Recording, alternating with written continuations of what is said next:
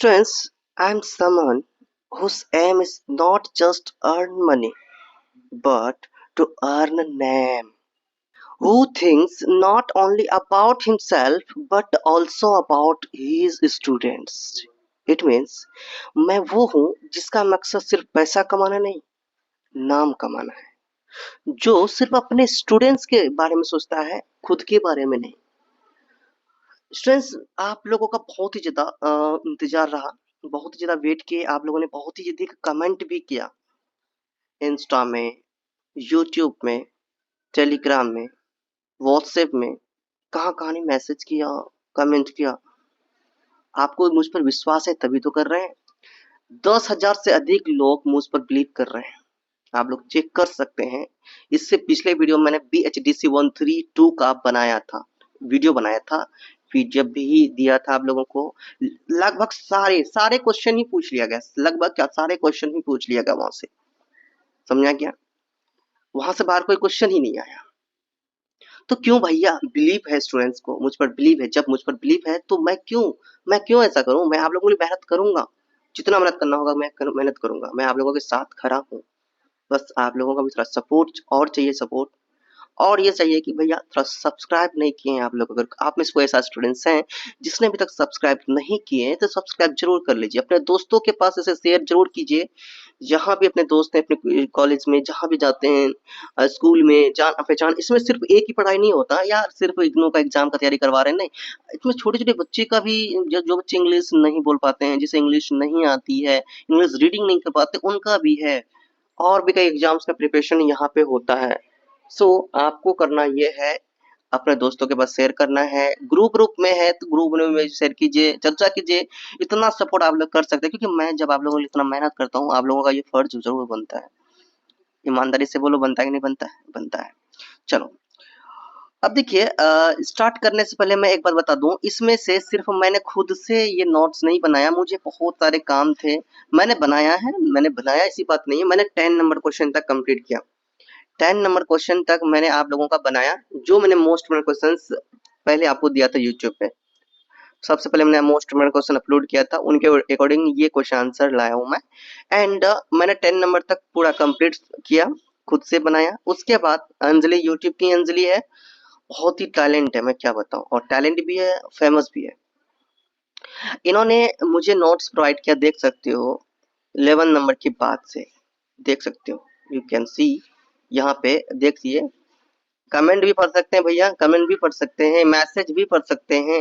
इनका मैसेज देखिए, आप लोग को प्रेरणा मिलेगा। क्या थिंक है इनका, बहुत अच्छा लगा। ओके, बहुत अच्छा लगा, आप लोग पढ़ लीजिए रोक के। ओके, बहुत अच्छा लगा। और ये सिंपल नहीं है, इसलिए नहीं है कि ये एक यूट्यूबर है भैया। इनका जो सब्सक्राइबर की बात तो छोड़ो, सब्सक्राइबर भी 8K के करीब, 8K ना, 8K के करीब में है। बट 8K के करीब सब्सक्राइबर, ओनली 93 वीडियोस इन्होंने अपलोड किया। अब यहाँ पर देखते हैं मिलियनों व्यूज है, हमसे अधिक व्यूज है। अब सोच सकते हो, हमसे अधिक व्यूज है, इनको हमसे अधिक लोग जानते हैं। ओके, समझ सकते हैं। अब बताओ, आप लोग भी चाहो तो इनका चैनल विजिट कर सकते हो। मैं इनका जो कि मेंशन कर रहा हूँ डिस्क्रिप्शन में, के मेंशन कर रहा हूँ उनका यूट्यूब आईडी है ना, मेंशन कर रहा हूँ, आप लोग विजिट कर सकते हैं। कोई फेक नहीं है, आप लोग जाके चेक कर सकते हैं। और इनके लिए थैंक्स तो जरूर बोलिए, आप लोग थैंक्स बोलिए इनके लिए। चलिए टाइम वेस्ट नहीं करते, हम लोग स्टार्ट करते हैं। और स्टार्ट करने से पहले आप लोग देख लीजिए, ये आपका कोड है BHDC 131, हिंदी साहित्य का इतिहास। Most important question and answer लाया हूँ आप लोगों के लिए।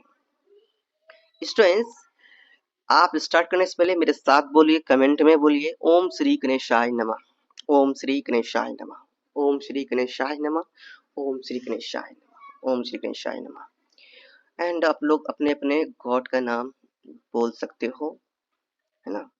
एंड क्वेश्चन नंबर 1 आपका यही है कि आदिकालीन काव्य धाराओं का संक्षिप्त परिचय दीजिए। सिर्फ पीडीएफ लेने के लिए मत रहिए, आप थोड़ा सा समझिए भी क्या बोल रहा हूँ, ज्ञान को हासिल कीजिए। एग्जाम के लिए मत पढ़ा कीजिए, एग्जाम में पास होने के लिए मत पढ़ा कीजिए, ज्ञान हासिल के लिए भी पढ़ा कीजिए। कोई फायदा नहीं है फिर, अगर आपके पास ज्ञान नहीं है तो आप पशु के समान हो। सो ये बात ध्यान रखना। चलिए आदिकालीन काव्य धाराओं का संक्षिप्त परिचय दीजिए। आंसर देखिए, ध्यान सुनिए, एयरपोर्ट्स का यूज कीजिए, हेडफोन का यूज कीजिए और शांत जगह में बैठ के ध्यान से सुनिए। फिर आप पीडीएफ ले लेना, लास्ट में पीडीएफ फ्री है, पीडीएफ ले लेना, क्योंकि मेहनत बहुत कर रहा हूँ फिर भी मैंने पीडीएफ फ्री रखा। क्यों रखा? आप लोगों का हेल्प हो पाए। यहाँ पे कुछ घर अमीर घर से भी बच्चे हैं, छोटे गरीब घर से बच्चे, सभी बच्चे आराम से पढ़ पाए, ये सोच के मैंने पीडीएफ को फ्री किया है। अंडरस्टैंड? चलिए फिर से मैं क्वेश्चन पढ़ूं। आदिकालीन काव्य धाराओं का संक्षिप्त परिचय दीजिए। आदिकालीन काव्य धारा हिंदी साहित्य के प्रारंभिक चरण की वह काव्य परंपरा है जो लगभग 1050 से 1350 ईस्वी तक विकसित हुई। मैंने ऐसे लिखा है कि आपको पढ़कर भी समझ में आ जाएगा, तो इसलिए ध्यान से सुनिए। इस काल को वीर गाथा काल भी कहा जाता है। इस काल की प्रमुख काव्य धाराओं की अगर बात करें तो वह है वीर गाथा, काव्य धारा, प्रशस्ति काव्य धारा और धार्मिक काव्य धारा। तो ये वीर गाथा काव्य धारा, प्रशस्ति काव्य धारा और धार्मिक काव्य धारा के बारे में भी जान लेते हैं। चलिए, वीर गाथा काव्य धारा, यह काव्य धारा आदिकाल की प्रमुख काव्य धाराओं में से एक थी। इसमें देश के वीरों की बहादुरी, युद्ध कौशल और देशभक्ति का वर्णन मिलता है। इस काव्य धारा में भाषा की बात करें तो वह ब्रज भाषा, मिश्रित भाषा और अपभ्रंश है ना शामिल है इसमें। एंड दूसरा आता है प्रशस्ति काव्य धारा। यह काव्य धारा राजाओं, वीरों और दानियों की प्रशंसा में रची गई थी। इस काव्य धारा को बनाने का उद्देश्य था राजा का गौरव को बढ़ाना और उन्हें प्रसन्न करना। तो ये उद्देश्य था उनका बनाना। एंड तीसरा आपका आता है धार्मिक काव्य धारा। तो इस धारा में धार्मिक कथाएं और संत साहित्य का प्रारंभ देखने को मिलता है। इस काव्य धारा का मकसद है, यहाँ इसका लिख दिया, इस काव्य धारा का मकसद था लोगों को ईश्वर की भक्ति, सदाचार और मोक्ष का मार्ग दिखाना। ये क्वेश्चन यहाँ कंप्लीट होता है। देखिए हिंट के लिए, देखिए आप लोग कभी कभी क्या करते हैं, सर 5 पेज क्यों नहीं है भैया, 5 पेज इसमें हो जाएगा, 4 पेज हो जाएगा। भैया हिंट लो ना, अपने माइंड से भी जोड़ो। आपको माइंड है, आपको भगवान दिमाग दिए हैं, बुद्धि दिए हैं, विकास, आपके पास विकास है, बुद्धि है, सब चीज है। भैया अपना माइंड का यूज कीजिए ना। अब वहां अपने देखो ये सब जो एग्जाम्स होते हैं ना, अब 12th तक तो भाई बच्चे वाली बात हो गई। अब 12th के बाद आपका कोई भी एग्जाम होता है तो माइंड का परीक्षा होता है, इसमें से माइंड टेस्ट होता है कि बच्चे क्या कर सकते हैं, कितना लिख सकते हैं, यही तो देखा जाता है। अपने अनुसार आंसर लिखिए, सोच के लिखिए, ये नहीं कि सारा आंसर को रट के जान, नहीं, अपने अनुसार अपने से समझिए, इसको समझने की कोशिश कीजिए और खुद की भाषा में उसे लिखिए। आप बड़े से बड़े लिख सकोगे, इसमें नंबर नहीं कटने वाला। समझ में आ गया? इससे रिलेटेड आपको लिखना है, बड़े से बड़े आंसर लिख सकते हैं ताकि आपका 4 पेज आसानी से पूरा हो जाए। देखो 2 पेज तो आप कंसेप्ट लिखोगे, पहला पेज में तो आप इंट्रो दोगे। तीसरा है आपका धार्मिक काव्य धारा। इस धारा में धार्मिक कथाएं और संत साहित्य का प्रारंभ देखने को मिलता है। इस काव्य धारा का मकसद था लोगों को ईश्वर की भक्ति, सदाचार और मोक्ष को मार्ग देना। वही 2 क्वेश्चन मैंने दोबारा बोला। अब नेक्स्ट प्रश्न आपका यही है, भक्ति आंदोलन के उदय पर प्रकाश डालिए। तो ध्यान समझिए। देखिए अलग अलग गूगल में देखेंगे आप, मैप विकिपीडिया में देखेंगे, अलग अलग वेबसाइट में आप चेक करेंगे तो थोड़ा सा अलग अलग है, डिफरेंस है। बट आप BHDC 131 के पुस्तक के अनुसार देखेंगे, आप अपने बुक के अनुसार देखेंगे, जो आपका बुक है तो उस बुक के अनुसार देखेंगे तो भक्ति काल को 24वीं शताब्दी से 17वीं शताब्दी तक माना गया है। इस काल में ईश्वर के प्रति प्रेम, अनुराग, समर्पण और अधिक महत्व दिया गया है। भक्ति का अर्थ होता है अपने आदर्शों और ईश्वरों का सेवा करना। तो ये सब ध्यान देना। तो भक्ति के रूप में आता है सबसे पहला श्रवण, कीर्तन, स्मरण, पाद सेवन, अर्चना, वंदना, दास्य, साक्ष्य और आत्मनिवेदन। तो इनको अलग अलग रूपों में आप लिख सकते हो। श्रवण क्या है इनके बारे में आप सर्च कर लो, कीर्तन क्या है सर्च कर लो, ये सब जानते हैं, फिर भी मैंने पिछली बहुत सारी वीडियोस में बताया भी है ना। पाद सेवन क्या है, अर्चना क्या है, इनके छोटा छोटा आप लोग दिमाग लगाओ, इसको सर्च करो, इनके बारे में पता करो क्या है नहीं है। नेक्स्ट आपका आता है भक्ति आंदोलन के उदय का कारण। क्या है इसका उदय का कारण? पहला है धार्मिक कृतियां, है ना। धार्मिक कृतियां क्या था, कहा जाता है कि उस समय समाज में अंधविश्वास, क्या अंधविश्वास, यहाँ पे अंधविश्वास नहीं है, अंधविश्वास, ठीक है, अंधविश्वास, जातिवाद और पंडितों का बहुत वर्चस्व बढ़ गया था। इसी वजह से भक्ति में विश्वास करने वाले जो लोग थे वो धर्म को छोड़ने लगे, धर्म से दूर होने लगे। ये बात था भक्ति आंदोलन का, है ना। और दूसरा था इस्लामी प्रभाव। इस्लामी प्रभाव में देखिए, जब 7वीं शताब्दी में इस्लाम धर्म का उदय हुआ, तो याद रखना इस्लाम धर्म का जो उदय हुआ वो 7वीं शताब्दी के अनुसार हुआ है। इस बुक के अनुसार मैं आपको बता रहा हूँ भैया। तो लोग इस्लाम की रीति-रिवाज को देखकर इस्लाम धर्म को में परिवर्तित होने लगे। इस्लाम धर्म में क्या रीति-रिवाज था कि यहाँ पर कोई झंझट नहीं, किसी का पूजा नहीं करना, शांति भैया अपना एक अल्लाह को मानना, एक ईश्वर को मानना। यही बात है इनका, यही खास बात है। एक ईश्वर को मानना, एक ईश्वर में अल्लाह, सिर्फ अल्लाह, अल्लाह एक है, सिर्फ अल्लाह को ही मानना, इसका कोई भी अलग-अलग रूप नहीं, है ना? तो भैया इसी वजह से बहुत सारे ऐसे लोग थे जो इस्लाम धर्म को कबूल करने लगे, है ना? 14वीं शताब्दी तक बहुत ही अधिक फैल चुकी थी ये धर्म। 7वीं शताब्दी में आया तो 14वीं शताब्दी तक बहुत ही अधिक फैल गया था, फैल चुकी थी, जिससे हिंदू लोग भी प्रभावित हो गए और भक्ति का विरोध करने लगे और इस्लाम को कबूल करने लगे। तो बहुत ही ज़्यादा जाति परिवर्तन हुआ, धर्म परिवर्तन हुआ। इस्लाम धर्म को बहुत लोग कबूल किए ना, बहुत लोग इस्लाम धर्म में चेंज हुए। तो ये भी एक भक्ति आंदोलन का कारण हो जाता है। तीसरा आपका आता है भक्ति संतों की भूमिका। भक्ति संतों की भूमिका, कबीर, रविदास, मीराबाई, सूरदास। तो ये सब क्या के भक्ति संतुलन संत थे, है ना? भक्तों के संत थे। तो रविदास, मीरादास, सूरदास और तुलसीदास आदि भक्ति में विश्वास करने वाले संत थे। इस संतों ने बताया कि ईश्वर तक पहुंचने का रहस्य प्रेम, भक्ति और सेवा की जन्म जाति या धन से नहीं। इनका मतलब ये था कि भैया ईश्वर एक है, ईश्वर का सेवा कीजिए और भक्ति से ईश्वर का भक्ति कीजिए। इनमें कोई जात पात नहीं होता। इन्होंने ये बताया कि भैया कोई जात पात नहीं होता, हर इंसान, हर मनुष्य एक समान है, एक जैसा है। अंडरस्टैंड? इन्होंने ये बताया। तो भैया भक्ति कालीन में इन्होंने बहुत ही भूमिका निभाया। भक्ति संत ने, ये इन संतों ने बहुत ही ज्यादा योगदान दिया इस काल को, है ना? भक्ति काल को कहो भक्ति आंदोलन में इनका बहुत बड़ा ये रहस्य है। तुलसीदास रामायण के बारे में बताइए, तो ये सब आप लोग जानते हैं। सूरदास, मीराबाई, ये सब क्या है, लोग इनके बारे में तो आप लोग जानते होंगे। आगे देखिए, अब तो ये समझ लो कि एक प्रकार का हिंट है, और भी वीडियो लेके आऊंगा, ऐसी बात नहीं है। ये वीडियो फर्स्ट समझ लो। सेकंड में आपका क्वेश्चन नंबर 3 है, नई कहानी की विशेषताओं पर प्रकाश डालिए। तो नई कहानी हिंदी कथा साहित्य की एक आधुनिक और यथार्थवादी धारा है जिसका विकास 1950 के दशक में हुआ। नई कहानी में सामाजिक यथार्थ, मध्यवर्गीय जीवन और आंतरिक संघर्ष और व्यक्तिगत अनुभवों का महत्व दिया गया। नई कहानी की मुख्य विशेषता ये थी कि पहला, मध्यवर्गीय का यथार्थ चित्रण, जिसमें से जिंदगी, संघर्ष, रिश्ते, आर्थिक समस्या को दिखाया गया है। दूसरा है आंतरिक भावना पर जोर। आप लोग इस पॉइंट को आगे भी बढ़ा सकते हैं, थोड़ा सा इसके बारे में थोड़ा सा आप लोग मेहनत कीजिएगा। कृत्रिम का विरोध, संवाद शैली और व्यक्तिगत और सामाजिक परिवर्तन, तो ये उनके मुख्य विशेषताएं थे। एंड क्वेश्चन नंबर 4 आता है यहाँ पे, छायावाद की प्रमुख विशेषताओं पर क्या कीजिए, प्रकाश डालिए। तो छायावाद हिंदी काव्य का एक प्रमुख आंदोलन था जो 1918 से, है ना? छायावाद क्या था भैया? एक प्रमुख आंदोलन था जो 1918 से 1936 तक चला। इसे हिंदी साहित्य का एक स्वर्ण युग भी कहा जाता है। छायावाद को क्या कहा जाता है? हिंदी साहित्य का एक स्वर्णिम युग कहा जाता है। समझा गया? एंड इसमें व्यक्तित्व, प्रकृति, श्रृंगार और भावनाओं की अभिव्यक्ति को क्या किया, प्रमुखता मिली। छायावाद की अगर प्रमुख विशेषता की बात करूं तो पहला आपका था व्यक्तिवाद। तो आप लोग देखिए, यहाँ पे मैं पॉइंट दे रहा हूँ, तो आप लोग क्या करेंगे, इन पॉइंट के बारे में अलग से भी सर्च कर सकते हैं। और वैसे भी ये पॉइंट बहुत बड़े मतलब इसके बारे में, तो व्यक्तिवाद क्या होता है इनके बारे में तो जानते ही होंगे। नहीं भी जानते हैं थोड़ा सा सर्च भी कीजिएगा। इतना कष्ट आप लोग कीजिए, इनका नोट्स बनाइए, लिखिए, प्रैक्टिस कीजिए, तभी तो आप एग्जाम के लिए प्रिपेयर हो पाएंगे, तभी तो आप खुल कर लिख पाएंगे एग्जाम में। तो इनके बारे में आप लोग थोड़ा सा प्रैक्टिस कीजिए, व्यक्तिवाद के बारे में थोड़ा समझ लीजिए।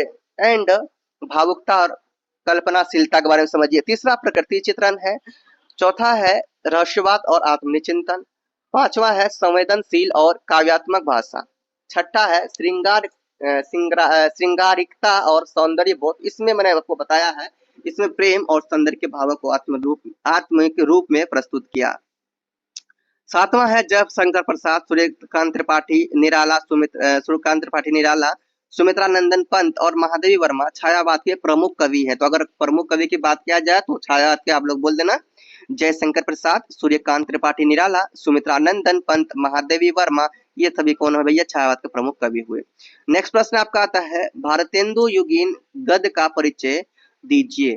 तो भारतेंदु युगीन काल का समय अवधि 1850 से लेके 1885 तक माना जाता है। एंड यहाँ पे देखिए भारतेंदु युगीन काल के समय की अवधि को पुनर्जागरण काल भी कहा जाता है। इस युग में आधुनिक हिंदी गद्य की नींव रखी गई थी और हिंदी को एक सशक्त माध्यम के रूप में स्थापित किया गया। इस युग के प्रमुख साहित्यकार भारतेंदु हरिश्चंद्र थे, जिन्हें हिंदी का जनक भी कहा जाता है। तो भारतेंदु याद रखना स्टूडेंट्स कि भारतेंदु जो हरिश्चंद्र है, भारतेंदु हरिश्चंद्र, इसे हिंदी का जनक भी कहा जाता है। ठीक है, भारतेंदु युगीन गद्य की विशेषताएं देखिए। पहला है गद्य लेखन की शुरुआत। तो इस युग में निबंध, नाटक, यात्रा वृत्तांत, समाचार पत्र, आलोचना जैसे गद्य रूपों का विकास हुआ। दूसरा आता है सामाजिक और राष्ट्रीय चेतना। तो इसमें सामाजिक बुराइयां, अंधविश्वास, विदेशी शासन और जातिवाद पर खुलकर चर्चा किया गया। तीसरा है पत्र पत्रिकाओं की भूमिका। इस युग में कवि, वचन, सुधा, हरिश्चंद्र पत्रिका आदि पत्रिकाओं ने हिंदी गद्य के प्रचार में महत्वपूर्ण भूमिका निभाई। फोर्थ नंबर में आता है सरल और प्रवाहपूर्ण भाषा। इस युग में खड़ी बोली का अधिक प्रयोग किया गया, जिससे जिससे सरल भाषा व्यवहारिक और पाठकों के अनुकूल थी। ये जो है भाषा सरल था और ये पाठकों जो पढ़ने वाला था उसे ये भाषा आसानी से समझ में आए, इस तरह से तैयार किया गया था। पांचवा है सामाजिक सुधार का उद्देश्य। इस युग में लेखन का जो उद्देश्य होता था वो केवल मनोरंजन ही नहीं बल्कि समाज में सुधार भी लाना, ये मुख्य उद्देश्य भी होता था भैया। ओके स्टूडेंट्स, चलिए अब देखते हैं नेक्स्ट हम लोग प्रश्न को। प्रेमचंद पूर्व हिंदी कहानी पर प्रकाश डालिए कि जब प्रेमचंद्र नहीं आए थे, जब प्रेमचंद्र ने अपना स्टार्टअप नहीं किया था, तो उनसे पहले क्या था हिंदी का, क्या था हिंदी का कहानी का, कविता कैसे थे, कैसे बनते थे, कहानियां कैसी बनती थी, तो ये सब का क्या रहस्य है, इनके बारे में आपको बताना है।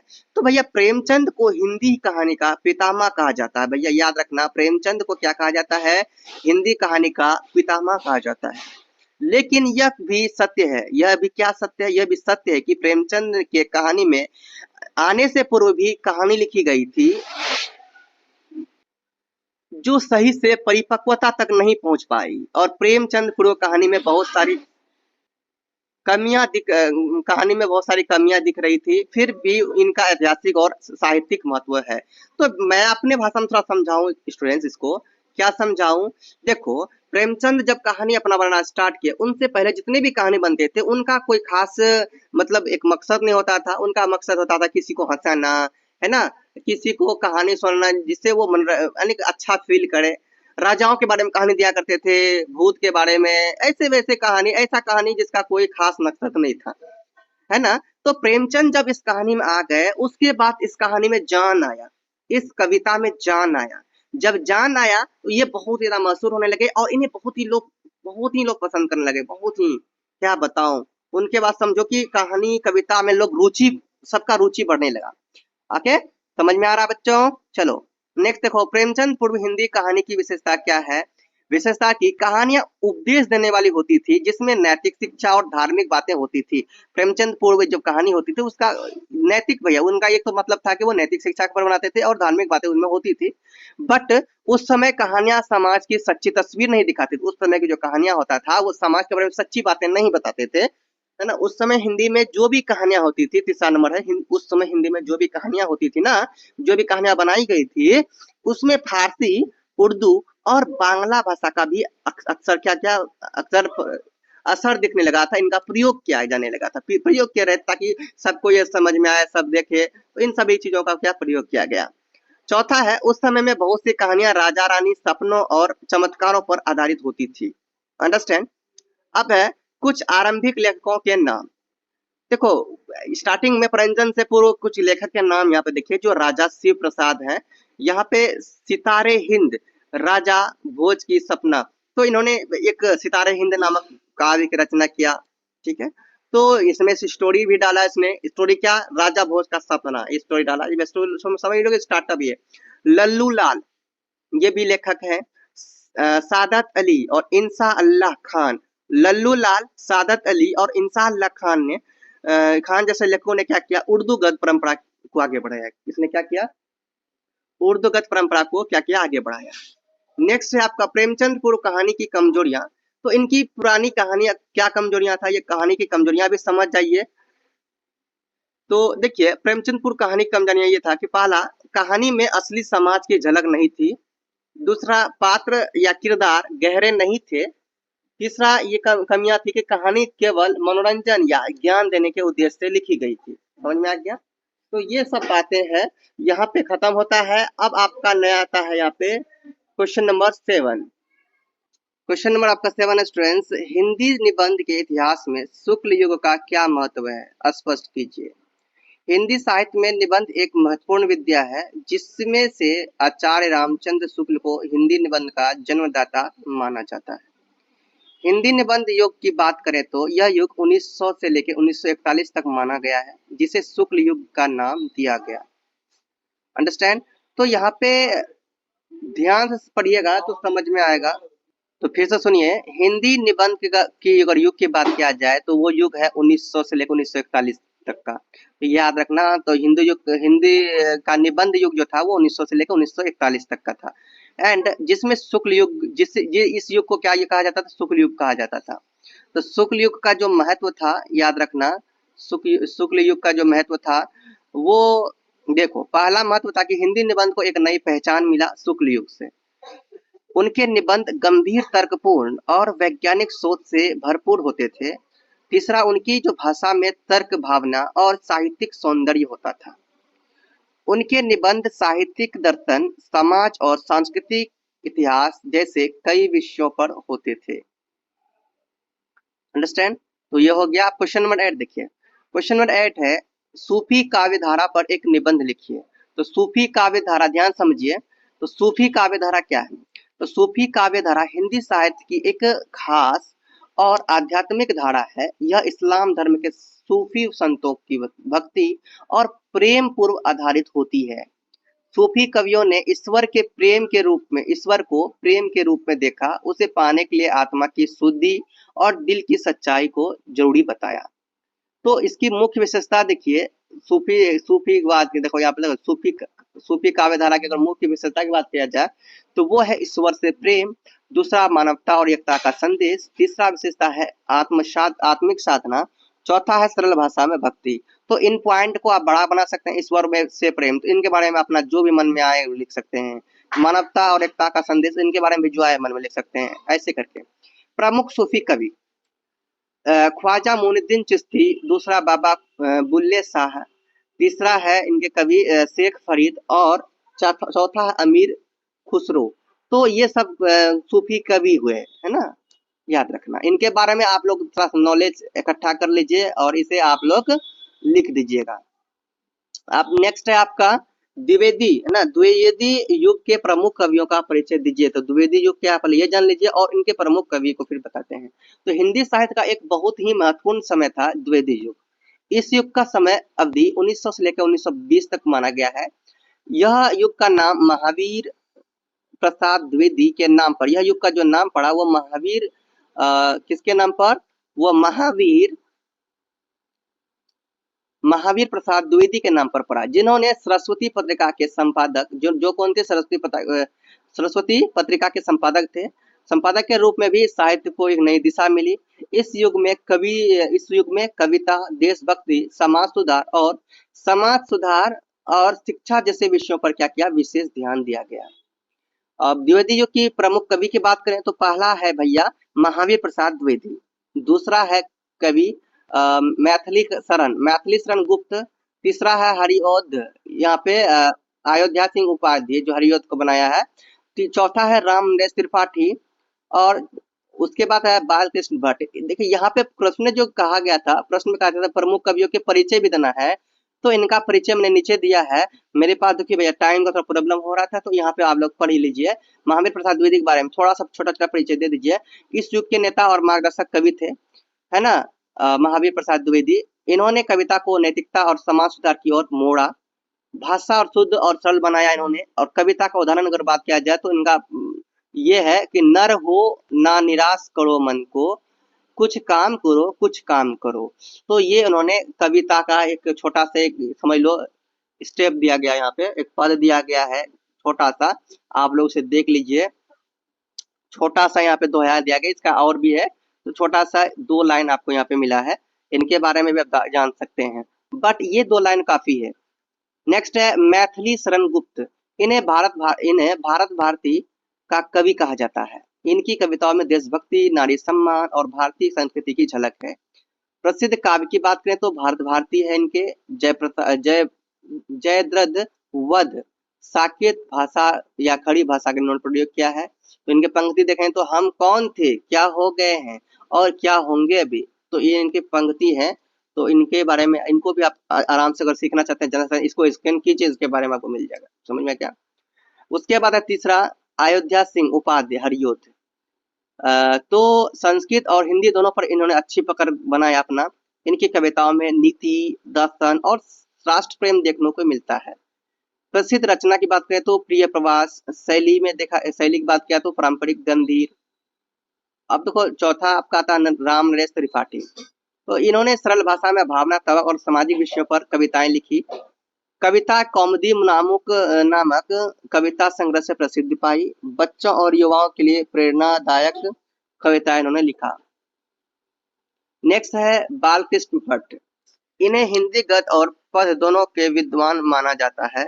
भाषा सुधार और लेखन शैली में योगदान। कविता में समाज सुधार और नैतिकता को महत्व दिया गया। अंडरस्टैंड। तो ये आपको सभी का परिचय अलग अलग दे दिया हूं ना, आप इसे देख लीजिए। उसके बाद आपका है भैया 10 नंबर में क्वेश्चन, कृष्ण भक्ति काव्य में क्या भैया, कृष्ण भक्ति काव्य में भक्ति के स्वरूप को स्पष्ट कीजिए। आंसर है कृष्ण भक्ति काव्य का बहुत बड़ा स्थान माना। देखो कृष्ण भक्ति काव्य का बहुत बड़ा स्थान माना जाता है किसको, हिंदी साहित्य को। याद रखना, हिंदी साहित्य को क्या माना जाता है, कृष्ण भक्ति काव्य का बहुत बड़ा स्थान माना जाता है भैया, है ना। तो इसमें कवियों ने महान काम को अंजाम दिया, जिसमें से इन्होंने भगवान श्री कृष्ण को ईश्वर प्रेमी, सखा और पालनहार सब कुछ मानकर उन्हें दुनिया के सामने विभिन्न तरीकों से प्रकट भी किया, ताकि मनुष्य में सद्भावना हो, ईश्वर के प्रति अटूट प्रेम हो और कृष्ण भगवान की भक्ति करे। कृष्ण भक्ति में भक्ति के मुख्य कारण क्या थे। पहला है कि माधुरी भक्ति होता था, दूसरा साख्य भक्ति, तीसरा वात्सल्य भक्ति और चौथा है श्रृंगार रस में भक्ति। तो इसको अलग अलग पढ़िए। इसमें भी मैंने थोड़ा सा लिया है यहाँ पे माधुर्य भक्ति, जो प्रेम रस वाली भक्ति होती है। इस भक्ति में श्री कृष्ण को प्रेमी मानते हैं और खुद को प्रेमिका, गोपियां और राधा के रूप में देखते हैं। कवि भगवान से निजी प्रेम संबंध बनाते हैं। सूरदास की रचनाओं में यह भक्ति बहुत सुंदर रूप में दिखाई गई है। उदाहरण, मैया मोरी मैं नहीं माखन खायो, ये है। अब देखो नेक्स्ट है आपका साख्य भक्ति, सखा भाव वाली भक्ति। इसमें श्री कृष्ण को मित्र या सखा माना गया है, जैसे अर्जुन और कृष्ण का मित्र भाव इसमें दिया गया। इनके बारे में चर्चा किया गया है। भगवान से दोस्त जैसा व्यवहार किया जाए, बिना डर के, बिना अपनापन, है ना, अपनापन दिखाए। तो ये नेक्स्ट है आपका वात्सल्य भक्ति। तो इसमें से वात्सल्य भक्ति में माँ बेटे जैसा प्रेम होता है। इसमें भक्त श्री कृष्ण को बालक मानते हैं और खुद को माँ के रूप में देखते हैं। जो भक्त होते हैं तो वो श्री कृष्ण को क्या मानते हैं, बालक, और खुद को अपनी जगह में वो माँ उनके माँ बन जाती हैं। जैसे कि यशोदा, और इन्होंने इसमें क्या किया, यशोदा और बाल कृष्ण का सुंदर चित्रण किया गया है। सूरदास ने बाल लीलाओं को बड़े प्यार से लिखा है। चौथा है इसमें श्रृंगार रस में भक्ति। इसमें राधा और प्रेम मिलन के विरह, है ना, श्रृंगार रस में क्या किया गया है, राधा कृष्ण के प्रेम मिलन और विरह की भावनाएं इसमें दिया गया है। ये कविताएं सुंदरता, प्रेम और भावनाओं से भरपूर होती है। प्रमुख कवि की बात की है, ये रखना, प्रमुख कवि तो सूरदास हैं, जिन्होंने बाल लीलाओं और वात्सल्य भक्ति के कवि हैं। जो दूसरा मीराबाई, जो कृष्ण को प्रेमी पति और क्या मानते, श्री कृष्ण को अपना प्रेमी पति मानने वाली महान भक्त थे भैया ये। दूसरा आता नंद, रसखान, विद्यापति, सभी ने कृष्ण के अलग अलग रूपों में भक्ति किया।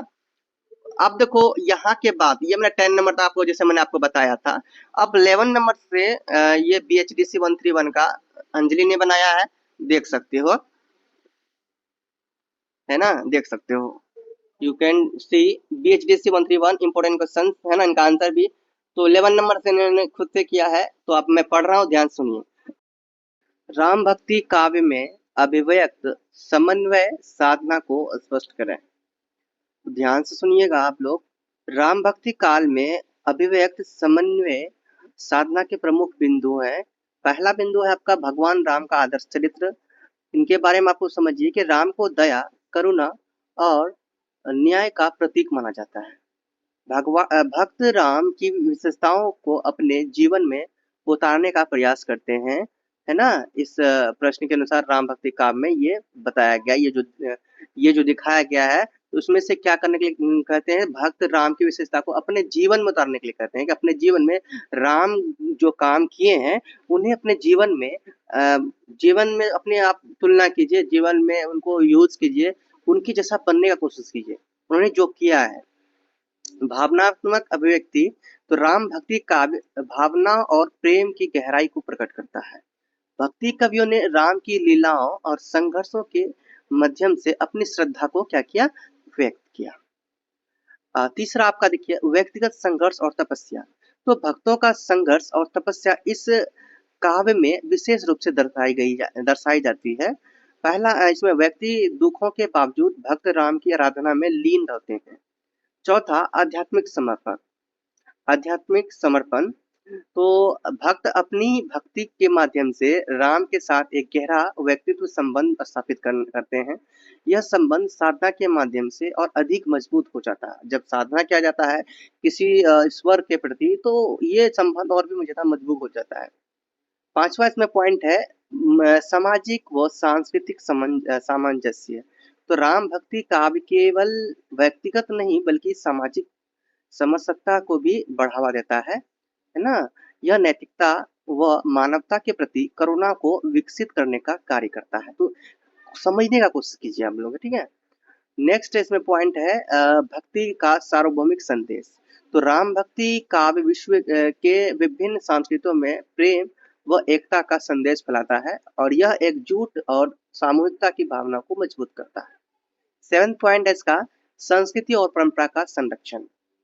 राम भक्ति काव्य भारतीय संस्कृति और परंपरा के महत्वपूर्ण हिस्से के रूप में उभरता है। यह पीढ़ियों से लेकर लोगों तक पहुंचता है और सांस्कृतिक धरोहर को संरक्षित करता है। इन बिंदुओं के द्वारा राम भक्ति काव्य में अभिव्यक्त सामंजस्य साधना की गहराई और इसके महत्व को समझा जा सकता है। देखो कितना अच्छा से उन्होंने सेट करके लिखा है, जितना तारीफ करो कम ही है अंजलि का। नेक्स्ट है आपका क्वेश्चन नंबर 12, हिंदी उपन्यास की प्रमुख प्रवृत्तियों की विवेचना कीजिए। आंसर समझिए, आंसर सुनिए। हिंदी उपन्यास की प्रमुख प्रवृत्तियों का अध्ययन करते समय यह समझना आवश्यक है कि यह साहित्यिक विद्या समाज संस्कृति और मानव मन के विविध पहलुओं को उजागर करती है। हिंदी उपन्यास की प्रवृत्तियों को प्रमुखता से निम्नलिखित श्रेणियों में वर्गीकृत किया जा सकता है। सामाजिक यथार्थवाद, पहला इसमें देखिए सामाजिक यथार्थवाद आता है। तो उपन्यासों में समाज की सच्चाइयों का स्पष्ट चित्रण होता है, जैसे कि गुनाहों का, देवता और अंधों युग है ना, अंधा युग का, ठीक है। नेक्स्ट आध्यात्मिकता। तो आध्यात्मिकता में देखिए कुछ लेखन में मानव जीवन के गूढ़ प्रश्नों का अस्तित्व की जटिलताओं का अन्वेषण होता है। महिला विमर्श में देखिए तो महिला पात्रों के संघर्ष और अधिकारों को उजागर करते हैं और उपन्यास जैसे रेणुका और इस्मत के काम करते हैं। ऐतिहासिक उपन्यास की बात करें तो ऐतिहासिक घटनाओं को कथा में बुना जाता है, जैसे कि रजिया सुल्ताना। तो इसकी जो कहानी है वो कथा में बताया गया है। हर मतलब जो भी मोटिवेशनल ऐतिहासिक कोई भी उपन्यास बनते हैं तो इन जैसे जो भी शक्तिशाली बुद्धिमान है ना, बुद्धिमान जो महान आत्मा होते हैं इनके बारे में बताया जाता है, इनकी कहानी को दिखाया जाता सुनाया जाता है। पांचवा इसमें प्रेम और प्रेम और कहानियां जैसे काबुली वाला और और हे राम सामाजिक संदर्भ के साथ संवाद करती है। छठा है प्रयोगात्मक लेखन, तो नव लेखन और नई शैलियों का समावेश कर समकालीन उपन्यास ने प्रस्तावित दृष्टिकोणों की नई दिशा दिखाई।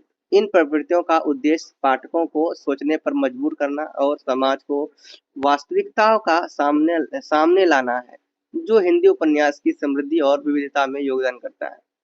हो गया। अब क्वेश्चन नंबर 13 आता है, रीति मुक्त एवं रीतिबद्ध काव्य की विशिष्टताओं का उल्लेख कीजिए। तो रीतिबद्ध कविता दोनों भारतीय काव्य की महत्वपूर्ण धाराएं हैं, जिनकी अपनी विशेषताएं हैं। तो रीति मुक्त काव्य की विशेषताएं, प्राकृतिक प्राकृतिक सौंदर्य का वर्णन। पहली विशेषता क्या है भैया, ये प्राकृतिक सौंदर्य का वर्णन। तो इनमें से देखिए, प्रकृति के विभिन्न रंगों व रूपों का विस्तृत चित्रण किया जाता है। दूसरा, रस व भावनाएं, तो श्रृंगार रस की प्रधानता, जिसमें कवि अपनी भावनाओं को गहराई से व्यक्त करता है। तीसरा, काव्य की संरचना, तो छंद, अलंकार व अनुप्रास का महत्वपूर्ण प्रयोग किया गया इसमें। एंड श्रेणीबद्धता की बात किया तो प्रेम विरह एंड सौंदर्य के विषयों का व्यापक प्रस्तुतिकरण किया। पांचवा है आकर्षक शीर्षक, कवियों द्वारा चुने गए आकर्षक शीर्षक पाठक को आकर्षित करते हैं। रीतिबद्ध कविता की विशेषताएं की बात करें तो पहला है संगीतात्मकता। संगीतात्मकता ये देखिए, यह लय व ताल के माध्यम से भावनाओं को क्या करते हैं, व्यक्त करते हैं। दूसरा, संदेश व नैतिकता, तो कवि अपने काव्य में नैतिक तत्वों का समावेश करता है। तीसरा,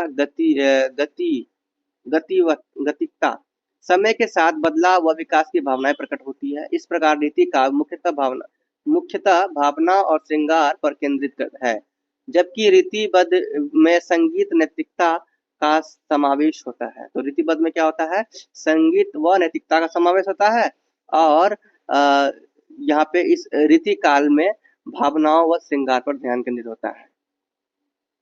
क्वेश्चन नंबर आपका 14 है स्टूडेंट्स, प्रसादोत्तर हिंदी नाटक के विकास को स्पष्ट करें। प्रासोत्तर हिंदी नाटक के विकास का आंसर है ये। प्रासोत्तर हिंदी नाटक के विकास का वर्णन निम्नलिखित बिंदुओं में किया जा सकता है। पहला, आरंभिक चरण में, तो ये 19वीं शताब्दी का है। तो हिंदी नाटक का विकास प्रारंभ में संस्कृत नाटक व अंग्रेजी थिएटर से प्रभावित था। पहले हिंदी नाटक धार्मिक व ऐतिहासिक विषयों पर आधारित थी। दूसरा, प्रसाद और योगदान, तो भारतीय साहित्य में प्रमुख नाट्य लेखक की परंपरा को पुनर्जीवित किया। उनका चतुर्भुज, मानसरोवर और चंद्रमौली जैसे नाटक इस काल के प्रमुख उदाहरण है। तो समझ गए। आपका तीसरा है सामाजिक जागरूकता। प्रासोत्तर हिंदी नाटक में नारी के स्वतंत्रता, समाज सुधार व राष्ट्रीयता के विषय प्रमुख रूप से उठाए गए हैं। चौथा है इसमें से नवीन रूपांकन। तो नाटकों में मंच सज्जा, संवाद व चरित्र विकास के नए तरीके अपनाए गए। पांचवा पॉइंट है इसमें प्रवृत्तियां। गद्य नाटकों की ओर प्रवृत्तियां बढ़ी, जिससे संवादों की प्रवाहिता व भावनाओं को अभिव्यक्ति प्रमुख रही। छठा पॉइंट है इसमें से आधुनिक प्रयोग। 20वीं शताब्दी में हिंदी नाटक में प्रयोगात्मक आई, नए विषयों और शैलियों का समावेश हुआ, जैसे कि प्रयोगात्मक नाटक व लोक नाटक। ओके। 7 है आपका अंतर्राष्ट्रीय प्रभाव। विदेशी नाटकारों व शैलियों का हिंदी नाटक पर प्रभाव पड़ा, जिससे नए विचार व दृष्टिकोण जन्मे। ओके, क्वेश्चन 14 कंप्लीट होता है। क्वेश्चन 15 देखिए। क्वेश्चन नंबर 15 है स्टूडेंट्स, क्या है, हिंदी साहित्य के काल में विभाजन के विभिन्न प्रयासों पर क्या कीजिए, प्रकाश डालिए। तो हिंदी साहित्य का काल विभाजन मुख्यतः 4 कालों में किया जा सकता है। पहला आदिकाल, दूसरा है आपका भक्ति काल, तीसरा रीति काल, चौथा आधुनिक काल। ठीक है। तो पहला देखते हैं हम लोग आदिकाल। इस काल को वीर गाथा काल भी कहा जाता है। इसका समयकालीन 10वीं से 14वीं शताब्दी तक माना जाता है। दूसरा भक्ति काल, इस काल को स्वर्ण युग भी कहते हैं। इसका समयकाल 14वीं से 17वीं शताब्दी तक माना जाता है, वो भी हमारे बुक के अनुसार, है ना, BHD 731 बुक के अनुसार। द्वितीय काल की अगर बात करें तो इस काल का समय काल 17वीं से 19वीं शताब्दी तक माना जाता है। आधुनिक काल की अगर बात करें तो यह काल 19वीं शताब्दी से अब तक माना जाता है। आधुनिक काल काल विभाजन के प्रयास जॉर्ज गियर्सन, इन्होंने हिंदी साहित्य का 11 भागों में, हिंदी साहित्य को क्या किया, 11 भागों में विभाजित किया। इसमें से देखिए मिश्र बंधु, इन्होंने हिंदी साहित्य को 4 भागों में विभाजित किया। आचार्य रामचंद्र शुक्ल, इन्होंने हिंदी साहित्य को 4 भागों में विभाजित किया और प्रत्येक काल की साहित्यिक प्रवृत्तियों का विश्लेषण किया। आता है नेक्स्ट राजकुमार वर्मा, तो इन्होंने आदिकाल को संधि काल और चरण काल में भी विभाजित किया। अंडरस्टैंड। अब नेक्स्ट प्रश्न है आपका, संत काव्य के भाव पत्र संत काव्य के भाव पक्ष को रेखांकित कीजिए। चलिए आंसर देखिए, संत काव्य जिसे भक्ति काव्य भी कहा जाता है, संत काव्य को क्या कहते हैं, भक्ति काव्य भी कहते हैं। तो भक्ति काव्य भी कहा जाता है, भारतीय साहित्य का एक महत्वपूर्ण भाग है जो मुख्य रूप से मध्यकाल में विकसित हुआ है। कौन, संत काव्य कब विकसित हुआ, मध्यकाल में। संत काव्य का भाव पक्ष, ईश्वर में भक्ति, संत काव्य क्या करते हैं, ईश्वर में भक्ति, ईश्वर की भक्ति करते हैं, ईश्वर में लीन रहते हैं। संत काव्य में ईश्वर के प्रति गहरी श्रद्धा भक्ति व्यक्त की गई है। सही बात है। संत कवि अपने अनुभव के माध्यम से ईश्वर के साथ आत्मिक संबंध स्थापित करने का प्रयास करते हैं। समाज में समानता होती है यहाँ पे, तो संत कवियों ने जातिगत भेदभाव को समाप्त करने का प्रयास किया। नेक्स्ट है आपका व्यक्तिगत अनुभव, तो संत काव्य ने क्या किया, कवि की अपनी आध्यात्मिक यात्रा का अनुभवों को वर्णित किया गया। चौथा है नैतिकता व सदाचार। नैतिकता व सदाचार, संत काव्य में नैतिकता व सदाचारी जीवन का महत्व बताया गया है। पहला इसमें देखिए प्रेम व भक्ति, तो यहाँ से 5वां नंबर में यहाँ पे क्या है, प्रेम व भक्ति। तो संत काव्य ने प्रेम का एक विशेष स्थान, क्या फिर से पढ़ो, प्रेम व भक्ति, संत काव्य में प्रेम का एक विशेष क्या है स्थान है, जो ईश्वर के प्रति भक्ति की क्या करते हैं, आसीन भक्ति को, अच्छा ईश्वर के प्रति भक्त की आसीन भक्ति को क्या करता दर्शाता है। छठा पॉइंट इसमें लिया है साधना व ध्यान, तो संत कवि ध्यान व साधना के माध्यम से ईश्वर को अनुभव करने की बात करते हैं। 7वां पॉइंट है इसमें से सामाजिक जागरूकता, कवियों ने समाज में व्याप्त बुराइयों जैसे कि छुआछूत और सामाजिक अन्याय के खिलाफ आवाज उठाई। क्वेश्चन नंबर आपका 17 स्टूडेंट्स, समकालीन हिंदी काव्य के विकास को स्पष्ट कीजिए। समकालीन हिंदी काव्य का विकास 20वीं सदी के मध्य से आज तक हुआ है, जिसमें से कई विषयों, शैलियों व प्रवृत्तियों का समावेश है। पहला इसमें आता था विषय वस्तु, इसकी विषय वस्तु की बात करें तो समाज, राजनीतिक, नारीवाद, प्रेम व पर्यावरण जैसे विविध विषयों पर कविताएं लिखी जा रही है। दूसरा आता शैली, तो पारंपरिक काव्य शैलियों से हटकर मुक्त छंद, हाइकु और प्रयोगात्मक शैली विकसित हुई। शैली पर फिर से इसको पढ़ो, शैली, पारंपरिक काव्य शैलियों से हटकर मुक्त छंद, हाइक और प्रयोगात्मक शैली विकसित हुई। तीसरा प्रमुख कवि नीरज हरिवंश राय, बच्चन कुमार विश्वास, अन्य कवि समकालीन काव्य में प्रमुख स्थान रखते हैं। चौथा है प्रवृत्तियां, नारीवाद, पर्यावरणवाद व राजनीतिक चेतना जैसी प्रवृत्तियां इस कविता की नवीनता व गहराई प्रदान करती है। संचार, तो संचार यानी कि सोशल मीडिया व ब्लॉग्स के माध्यम से अधिक लोगों तक क्या होते हैं, पहुंच रही है ये बात, ठीक है, संचार। नेक्स्ट है आपका निष्कर्ष यहाँ पे लिया है इसने, तो समकालीन हिंदी कविता एक जीवंत व सक्रिय प्रक्रिया है जो समाज में जागरूकता व परिवर्तन लाने में सहायक है। अंडरस्टैंड। नेक्स्ट प्रश्न है प्रेमचंद युगीन हिंदी, क्या है भैया, प्रेमचंद युगीन हिंदी उपन्यासकारों के योगदान की चर्चा कीजिए। आंसर देखते हैं, इस प्रश्न को ध्यान समझना है। प्रेमचंद युगीन हिंदी उपन्यासकारों के योगदान की चर्चा कीजिए। तो प्रेमचंद युगीन, प्रेमचंद एक प्रकार का युग ही है, मैंने आपको पहले भी बताया था प्रेमचंद के बारे में। तो भैया प्रेमचंद कोई खास नहीं युग है, ये युग कोई खास युग नहीं था। इस युग में ऐसा कुछ हुआ है जो लोगों को प्रेरणा दिया, मोटिवेट करके रख दिया, हिला के रख दिया। प्रेमचंद का ऐसी कहानियां है। तो प्रेमचंद जिन्हें हिंदी साहित्य का महान उपन्यासकार माना जाता है, इन्होंने कई क्षेत्रों में महत्वपूर्ण योगदान दिया। पहला तो सामाजिक यथार्थवाद में, तो इन्होंने सामाजिक यथार्थवाद की बात करें तो इन्होंने समाज के असली स्वरूप विशेषकर ग्रामीण जीवन व गरीबों की समस्या को अपने लेखन में प्रदर्शित किया। उन्होंने गरीबों को फोकस करते हुए कहानी बनाया, सोच सकते हो। मानव व नैतिकता उन्हें दिखाया। उनके साहित्य में मानव की गहराई व नैतिक शिक्षाएं भी मिली है, जिनमें समन्वय सामान्य पात्रों के संदर्भ को भी दर्शाया गया है।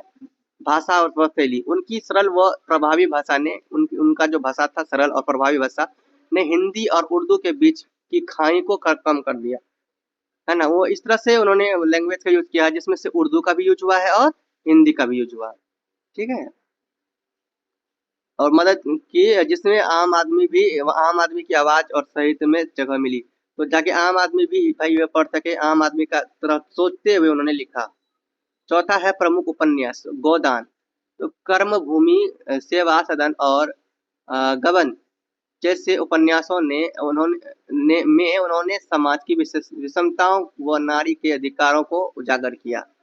पांचवा है भैया समाज सुधार, उन्होंने बाल विवाह, जातिवाद, अंधविश्वास जैसे मुद्दों की अपनी रचनाओं में स्थान दिया, जिससे जागरूकता फैली। छठा है आपका प्रेरणा स्रोतों, उनकी लेखनों ने अन्य लेखकों को क्या किया, समाज की समस्याओं पर ध्यान देने के लिए प्रेरित किया। अंडरस्टैंड, ये कंप्लीट होता है यहाँ पर क्वेश्चन। अब क्वेश्चन आता है 19 नंबर। आधुनिक युग के विभिन्न कालखंडों का समुचित परिचय दीजिए।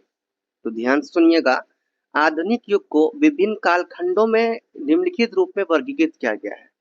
पहला, आधुनिक काल को रविवादी युग भी कहा गया, जो 19वीं शताब्दी का अंत से 20वीं शताब्दी की शुरुआत माना जाता है। प्रकृति इसमें जो दिखाया गया है, प्रकृति, प्रेम, मानव अनुभवों का चित्रण, प्रमुख रचनाकार रविंद्रनाथ ठाकुर, सुमित्रा पंत, ये प्रमुख रचनाकार हैं। और इसमें जो दिखाया गया वो प्रेम और मानव अनुभवों का चित्रण किया गया।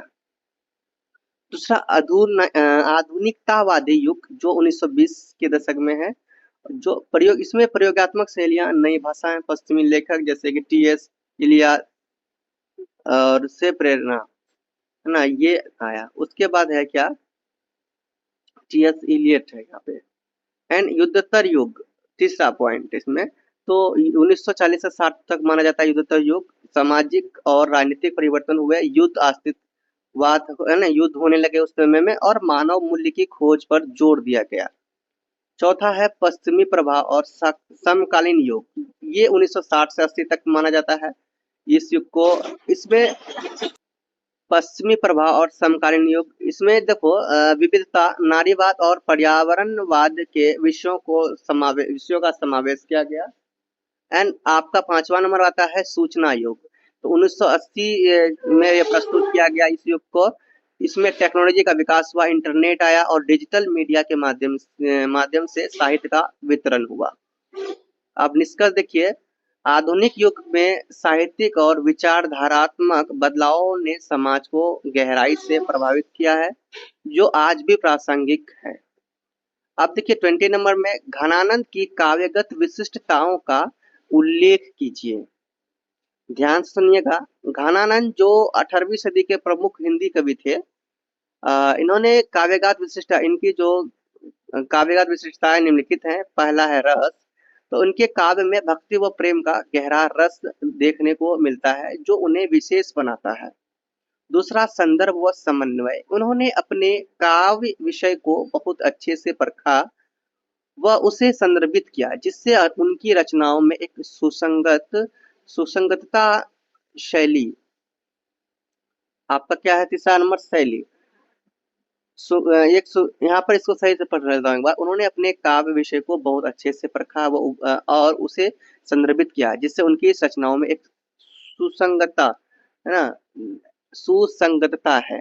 एंड शैली, घनानंद की काव्य शैली, लोक भाषा व सरल हिंदी का प्रयोग किया गया है इसके काव्य में। एंड उनकी काव्यताएं क्या है भैया, आम जनता तक पहुंचती है। शैली उनकी कविता कहाँ तक पहुंचती है, घनानंद की आम जनता तक पहुंचती है। चौथा है दक्षता, वह शब्दों में अलंकारों का प्रयोग और कुशलता से किया। उन्होंने दक्षता, उन्होंने क्या किया, शब्दों में अलंकारों का प्रयोग किया, कुशलता से किया। जिससे अलंकार क्या होता है, आप लोग, भैया मैंने पिछले मतलब बहुत दिन पहले बनाया था अलंकार पर, आप लोग देखना चाहे तो देख सकते हैं। वह ऐसे यूट्यूब में भी सर्च करेंगे अलंकार के बारे में तो आपको मिल ही जाएंगे। उनका फिर से मैं पढ़ूं, वह शब्दों व अलंकारों का प्रयोग कुशलता से करते हैं जिससे उनका काव्य और भी आकर्षक बन जाता है। पांचवा, सामाजिक व धार्मिक प्रश्न।